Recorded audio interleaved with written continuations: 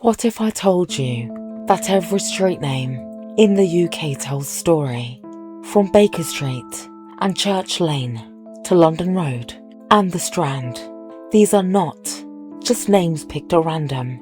Some are over 1,000 years old, revealing where people worked, where they worshipped, and even what they feared. But who decided these names? And why do so many streets across Britain share the exact same ones? Today, we're uncovering the hidden history behind UK street names. And by the end of the video, you'll never look at the road you live in quite the same way. Before we begin, if you enjoy discovering the hidden history behind everyday things, make sure you subscribe to Curious Archives. There are fascinating stories around all of us. You just need to know where to look.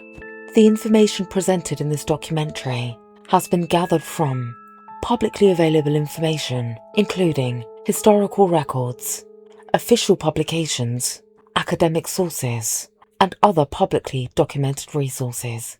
This video is created for educational and informational purposes only. No artificial intelligence has been used in the narration or the creation of this documentary. Every word you hear has been researched, written, and narrated by a real person. Now, let's travel back hundreds of years. Long before sat-navs, Google Maps, or even house numbers existed, people still needed a way to describe where they lived. But instead of carefully planned names, streets earned their identities naturally. A road leading to a church simply became Church Street. A narrow track beside a mill became Mill Lane. If a road led to another town, it often took that destination's name, giving us roads like London Road, Oxford Road, and Bath Road, names that still exist across Britain today. In medieval Britain, street names acted like directions, advertisements, and local history books, all rolled into one. For travellers, exactly what they could expect to find there. If you walked down Market Street, there was probably a bustling market. Butcher Row was home to butchers. Smith Street was filled with blacksmiths. Long before road signs, the streets themselves were doing all the talking. But here's where things get really interesting. The words at the end of British street names are not just there to sound nice. They're clues, linguistic fossils that can reveal exactly how old a road is, what it was used for, and sometimes even who built it. Let's start with one of the most common, street. The word street comes from the Latin word strata, meaning a paved road. It was introduced to Britain by the Romans nearly 2,000 years ago. Unlike the muddy tracks used by local communities, Roman roads were engineered masterpieces, straight, durable, and built to move soldiers and supplies across the country at remarkable speed. In fact, if you've ever driven down a road called Watling Street, Ermine Street, or Fosse Way, you are travelling along routes first laid out during Roman Britain. Now compare that with the word lane. A lane was not designed for heavy traffic. It was usually a narrow rural track winding between fields, hedgerows, or farms. Many of today's busy city lanes were once nothing more than muddy paths used by farmers moving livestock hundreds of years ago.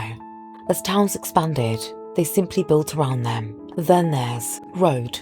Surprisingly, road is actually a much newer word than street. It comes from the Old English word rad, meaning a journey or a ride on a horseback. Originally, it described the act of travelling rather than the path itself. Over time, the meaning shifted until it referred to the route people travelled on. And what about names like way, close, avenue, or crescent? These are not random either. A way usually describes a through route linking places together. A close almost always refers to a quiet dead-end street or cul-de-sac.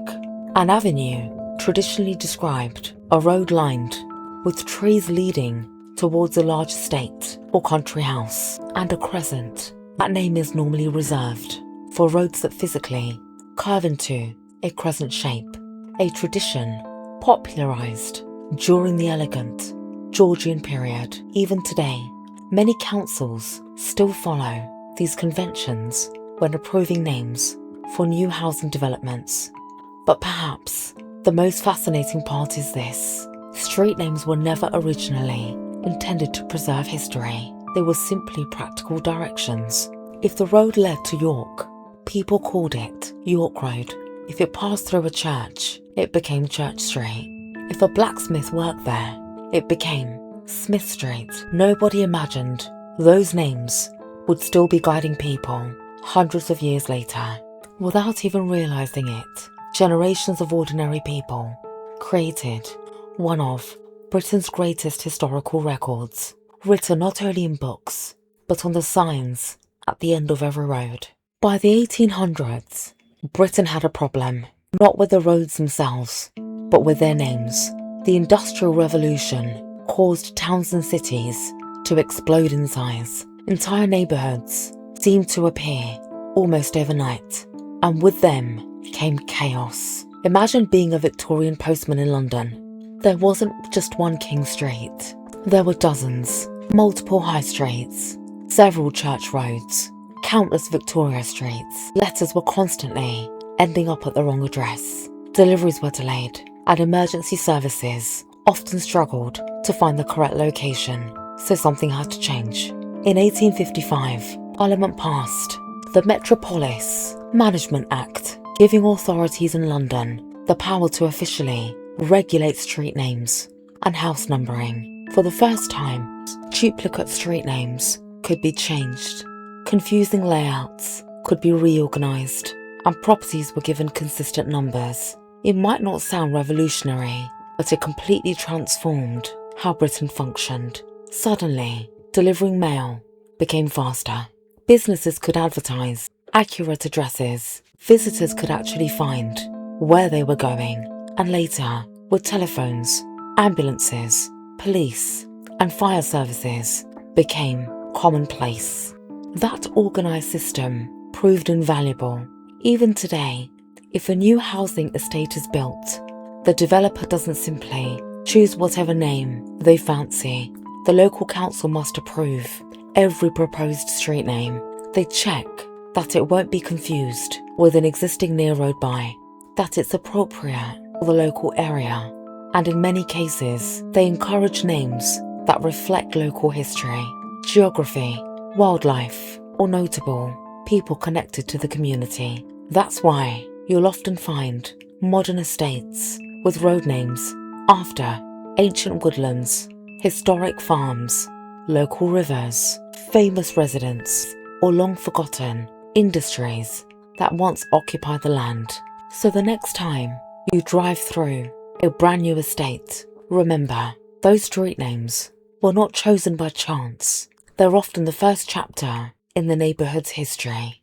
Most councils also have strict rules about naming roads after living people. In most cases, the person must have passed away and made a significant contribution to the local area before they're considered. Instead, councils often encourage developers to celebrate local history. If the estate is built on an old orchard, you might find Apple Tree Close or Orchard Way. If it was once farmland, names like Harvest Lane or Meadow View often appear. Built on a site of a former railway, do not be surprised to see Station Road, Engine Close, or Signal Way. It's a subtle way of preserving history, even after the original landscape has disappeared beneath bricks and tarmac. And then there's one road name you'll find almost everywhere: High Street. It doesn't simply mean the main shopping street. The word high originally meant principal or most important. For centuries, the High Street was the beating heart of the town. It was where markets were held, proclamations were read aloud, businesses traded, and communities gathered. Long before supermarkets and retail parks existed, almost everything happened on the high street. Even today, despite online shopping changing the way we live, the phrase "support your local high street" still carries the same historical meaning. It's remarkable when you think about it. The road signs we pass every day are not just directions. They're tiny pieces of history, quietly surviving while the world around them changes. Now here's something you've probably never noticed. Some of Britain's strangest street names are actually windows into a forgotten world. Take Pudding Lane in London. It sounds like the perfect place to buy desserts. In reality, it has nothing to do with sweet puddings. The word pudding once referred to the animal intestines and offal left over after slaughter. Butchers used this lane to transport waste down to the River Thames. It was also the very street where the Great Fire of London began in 1666. Then there's Bread Street, no surprise to it. That was once home to bakers selling freshly baked loaves. Milk Street was where dairy products were sold. Ironmonger Lane housed merchants dealing in iron goods. Threadneedle Street became associated with textile merchants and tailors before eventually becoming home to the Bank of England. Medieval towns were organised almost like giant shopping centres. Instead of businesses being scattered everywhere, people practicing the same trade clustered together. It made buying and selling easier, simplified taxation, and allowed skilled craftsmen to work alongside each other. The result: entire streets inherited the names of the people who worked there. Other roads reveal what Britain once looked like before cities expanded. Names like Marsh Lane, Oak Road, Willow Close, Riverside Drive, and Moor Lane often describe landmarks that have long since disappeared beneath houses and office blocks. Even if the marsh was drained 200 years ago, or the oak woodland was cut down centuries earlier, the street name survived. In many ways, they're like living fossils, tiny clues left behind by previous generations, preserving landscapes, industries, and communities that no longer exist. It's easy to walk past a road sign without giving it a second thought, but once you understand what these names really mean, you realise Britain is not just full of history, it's literally signposted. There's another mystery hiding in plain sight. Why do so many British towns have exactly the same street names? Why does almost every town seem to have a Church Street, a station road, a school lane, or a Victoria Road? The answer is surprisingly simple. These names were not copied from one another. They evolved independently because towns across Britain developed in remarkably similar ways. Almost every settlement had a church and its centre, so naturally, the roads leading to it became Church Street. When the railway boom swept across Britain in the 19th century, thousands of towns suddenly gained railway stations. The road connecting the station to the town centre, it became Station Road. The same happened with schools, markets, castles, mills, and bridges. Communities named streets after the landmarks that mattered most to them. One of the most common names you'll see is Victoria Road.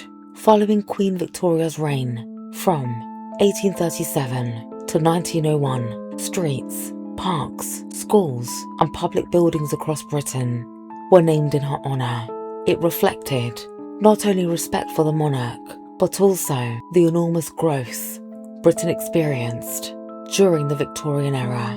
You'll also notice names ending in gate, especially in cities like York. Despite what many people may think, this has nothing to do with gates. It comes from the Old Norse word gata, meaning street or road, brought to Britain by Viking settlers over 1,000 years ago. So roads like Micklegate, Coppergate, and Stonegate are linguistic reminders that the Vikings once lived, traded, and shaped these places. Then there are roads ending in Chester, Caster, Cester. These names trace their roots back to the Romans.